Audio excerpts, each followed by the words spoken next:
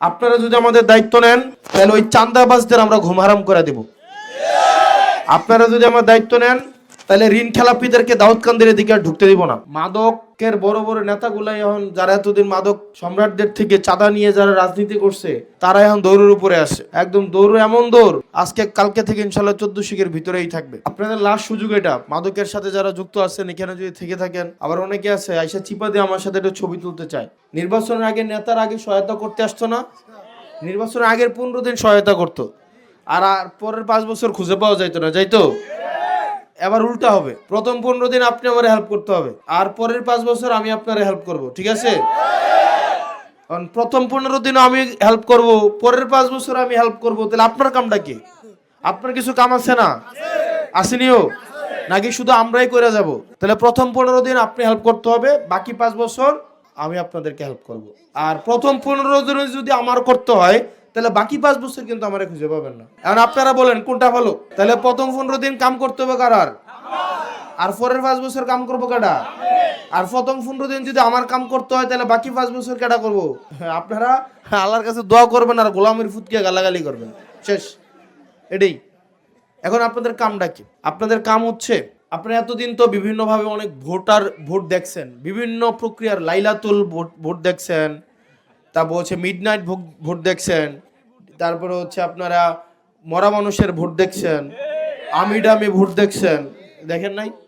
আপনারা আবার বিনা ভোটও দেখছেন কিনা, দেখেন নাই? তো এবারের যে ভোটটা হবে সেই ভোটে আমরা চাই ভোট দুইভাবে করা যায়। একটা ভোট হচ্ছে এলাকার ব্যবসায়ী, সাদাবাজ, এই যে মাদক ব্যবসা যারা করে তারা, মাটি যারা কাটে তারা, টেন্ডারবাজ, ওদের সাথে বৈশা একটা ভোট করা যায়, যে আমি ওদেরকে বলবো আমি তোমাদের দায়িত্ব নিব, তোমরা আমার ভোট করে দিবা। বুঝা গেছে? আমি তোমাদের দায়িত্ব নিব, তোমরা আমার ভোট করে দিব।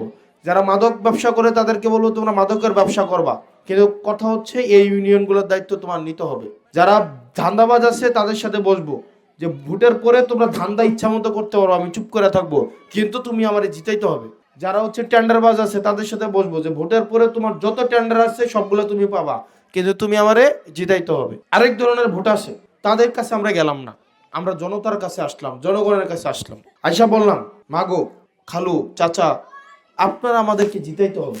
আপনারা যদি আমাদের দায়িত্ব নেন তাহলে ওই চাঁদাবাজদের আমরা ঘুম হারাম করে দেব। আপনারা যদি আমার দায়িত্ব নেন তাহলে ঋণ খেলাপিদেরকে দাউদকান্দির দিকে আর ঢুকতে দিব না। আপনারা যদি আমাদের দায়িত্ব নেন হয় মাদক ব্যবসায়ী দেবিদ্বার থাকবে, না হয় আমি দেবিদ্বার থাকবো।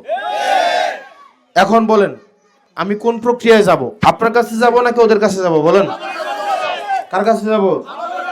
আপনাদের কাছে আসবো। ওকে, আপনারা অন্তত প্রত্যেক দিন প্রত্যেকজন 10 জনের কাছে ভোট চাইতে হবে। কয়জন? কয়জন? তো অনেকে কইতে পারেন আমার বয়স তো কম, আমি তো ভোট দিতে পারবো না। এখানে অনেকে আছে না, কারা কারা ভোট দেওয়ার বয়স হয় না, একটু হাত তোলেন চাই। এর তো অর্ধেকেরই ভোট দেওয়ার বয়স হয় নাই, কারোর হলেও প্রোগ্রাম করতেছেন।